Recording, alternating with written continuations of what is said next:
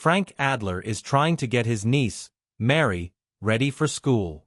He tells her he's making a special breakfast, but Mary isn't buying it. She tries to stall, saying someone needs to look after her one-eyed cat, Fred. Frank reassures her that Fred will be fine. But when she finally asks for her special breakfast, Frank simply holds up a box of Kellogg's Special K cereal. Mary is not amused. At the bus stop, Frank watches Mary head off for her first day of school.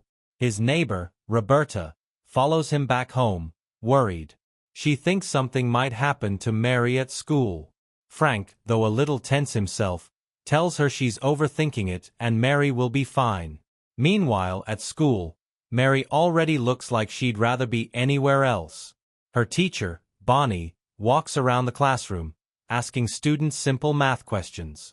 Mary watches in disbelief, unimpressed by how easy they are. Then, Bonnie asks her a question, a slightly more difficult one. Mary answers it instantly.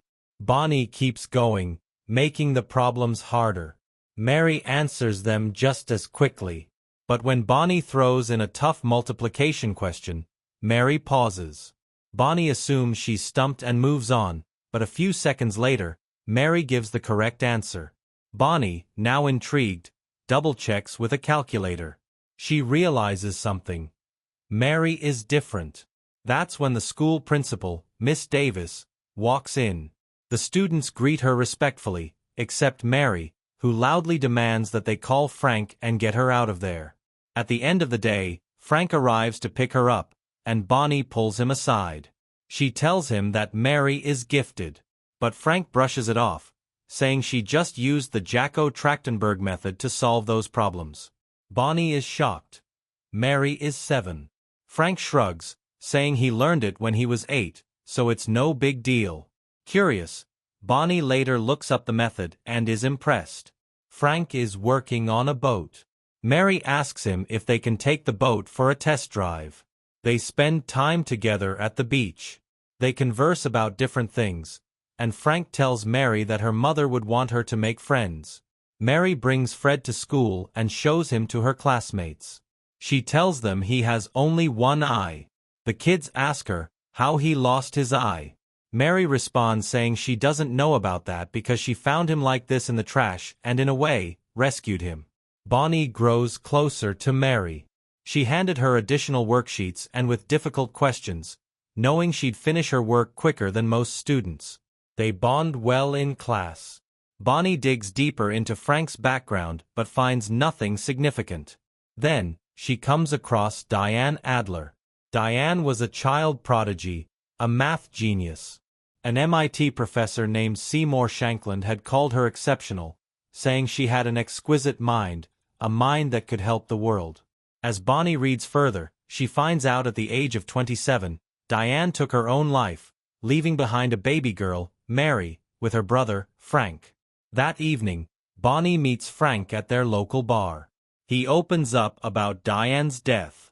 He tells her that Diane showed up at his place one night, needing to talk. But Frank, in a rush for a date, brushed her off, telling her they'd talk later. When he got back, he found Mary alone on the couch, and Diane dead on the bathroom floor. He blames himself for not staying. Bonnie asks about any other family members. Frank replies that Mary's biological father didn't last a month. He abandoned Diane. His mother is very strict. She is an uncompromising woman, British through and through. Meanwhile, Mary is trying to adjust to school. One morning on the bus, she notices a younger classmate carrying a school project. Before he can take a seat at the back of the bus, an older boy trips him, making him drop and break his work. The other kids laugh. Mary doesn't think twice. She smacks the bully in the face with a book. Later, Frank arrives at school and notices a kid with a bloody nose. He immediately checks on Mary, making sure she's okay. Principal Davis calls him in, telling him that violence isn't tolerated. Frank promises to talk to Mary, but deep down, he's proud of her for standing up against bullies. Then, Davis makes an offer. She wants Mary to attend the Oaks Academy for Gifted Education with a full scholarship. Frank refuses. He wants Mary to have a normal life, be treated as a normal kind and attend a normal school. Bonnie asks him if he is sure about his decision, to which he says he doesn't know. Later, Mary apologizes to her classmates for her behavior. She and the rest of the class applaud Justin, the little boy who is her classmate, telling him that his zoo was the best art project. That day, Frank and Mary return to a surprise. Evelyn, Mary's grandmother, waiting for them. She's brought gifts, a fancy laptop and an advanced algebra book by Charles Zimmer. But Mary, unimpressed, tells her she's already moved on to differential equations. Frank makes her thank Evelyn. Evelyn isn't happy with how Frank is raising Mary. She warns him, if he doesn't provide a better life for her, she'll take legal action. Frank and Evelyn meet for lunch. She says she is concerned for Mary and wants her to live in a better environment. She warns Frank that authorities will be involved. Frank doesn't back down, telling her that Diane wouldn't have wanted her raising Mary. Evelyn calls Mary's mother Diane and Frank weak. She subtly tells him that this matter is going to court. Frank and Mary hang out together, and she asks him questions about God and faith. He says he has his own opinion, which could be wrong, so he does not have the right to spoil her opinion. Mary mentions Roberta. He says that Roberta has faith and she loves her very much.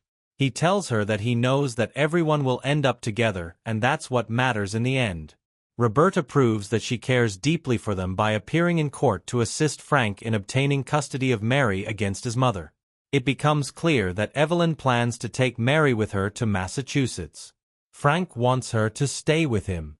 Later, Frank asks Roberta to watch Mary for the night.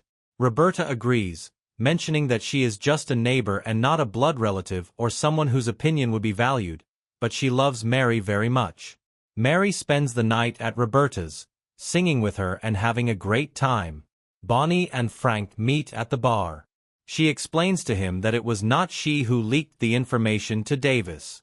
They get closer over drinks and have interesting conversations. Bonnie tells him that she cannot afford to be intimate with him, but eventually, they spend the night together.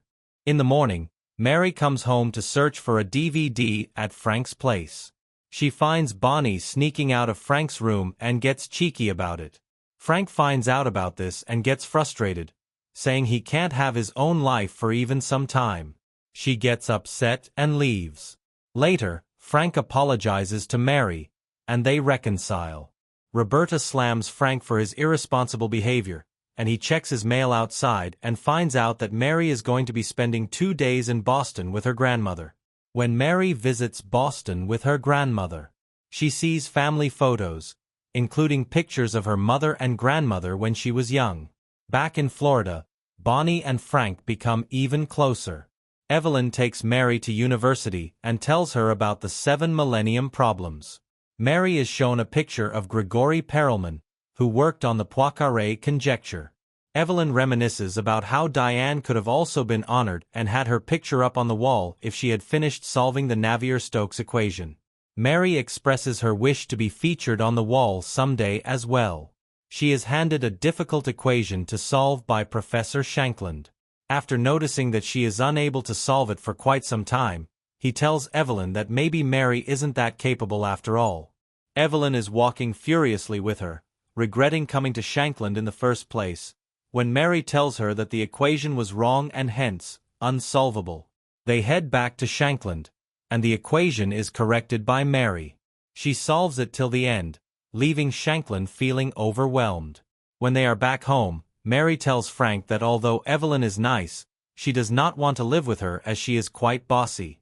He promises her that she will not go anywhere. Mary meets a social worker, Pat, who asks her different questions about her life. Mary mentions watching Ultimate Fighting with Frank. She also tells her that he promised to keep her around and that he's a good guy. Pat asks her why she thinks that, to which she responds that Frank wanted her since the beginning, irrespective of her intelligence. Mary's biological father is brought to court. He wants Evelyn to have Mary's custody. Mary's father is embarrassed by Frank's attorney, who makes him realize that he doesn't even know his daughter's middle name, and he has never seen her in real life. Frank wins this round in court. He walks Evelyn to her car. She tells him that she doesn't like being at odds with her son. Frank says they've always been at odds. Mary locks herself in and cries hysterically because her deadbeat father does not come to see her while he is in town. Later, Frank drives to the hospital with Mary and Roberta.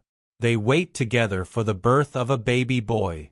Frank tells Mary that she was born just like this and that everyone was ecstatic about her birth. He tells her that he broke the news of Mary's birth to everyone. Mary celebrates happily with the families in the hospital. Later, when Evelyn testifies in court, Frank's attorney notices her reference towards baseball. He and Evelyn engage in a heated discussion regarding Diane never being allowed to do anything except for studying mathematics. She never played sports or lived a normal life. Frank's attorney mentions Paul, Diane's first love, at 17. Paul and Diane ran away to a resort in Vermont for skiing. He antagonizes Evelyn for filing a lawsuit against him, pressing kidnapping charges and making Diane distraught, leading to her attempted self-killing in 1999. Evelyn insists that it was nothing major and that she tried her best to be a good mother to Diane. Frank testifies and says he is a freelancer, he repairs boats.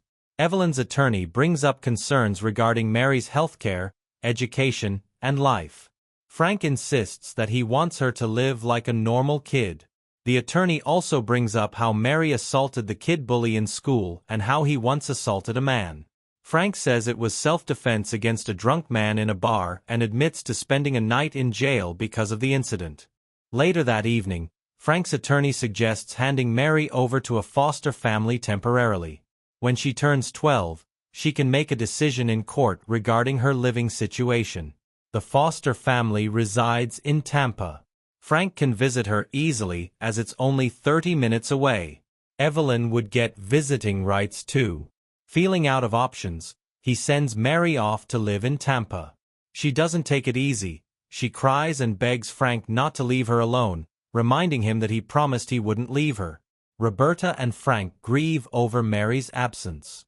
Later, Frank tells Bonnie that he thought about handing Mary over to child services many times but could never let her go. He blames himself for the mess. He tries to visit Mary but is told by the foster father that she doesn't want to see him. Frank is heartbroken. Roberta comforts him. A few days later, Bonnie notices a poster of adoptable pets with Fred's picture on it. She sends it to Frank, who frantically drives over to Animal Services and manages to save Fred along with 2 other cats.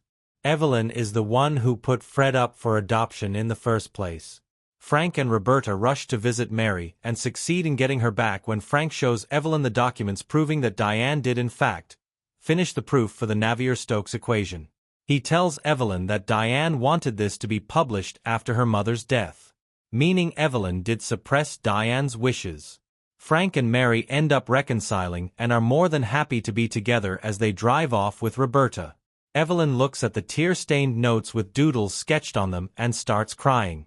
She calls MIT and gets in contact with Shankland. Sometime later, Mary attends university, after which Frank picks her up. They talk in the car.